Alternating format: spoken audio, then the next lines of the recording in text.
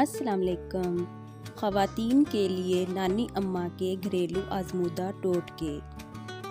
अगर मुर्गी शोरबे वाली पकानी हो तो उसे पकाने से 10-15 मिनट पहले नींबू का रस और सिरका लगाकर रख दें।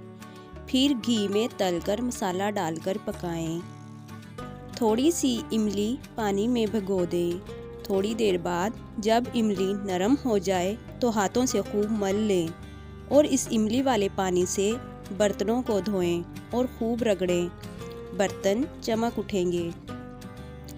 कसरते इस्तेमाल के बाद प्लास्टिक के बर्तनों और बोतलों पर कुछ दाग पड़ जाते हैं और चिकनाई जम जाती है। इसके लिए एक बड़े से टब में बर्तनों के हिसाब से 2 बड़े चमचे कपड़े धोने वाला सोडा डालकर बर्तन और इस गर्म पानी में भिगो दें। नताइज हैरानकुन होंगे।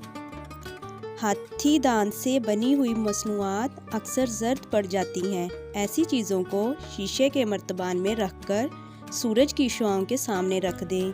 इनकी जर्दी ख़त्म हो जाएगी। प्याज कूट कर सूंघने से सर का दर्द ख़त्म हो जाता है।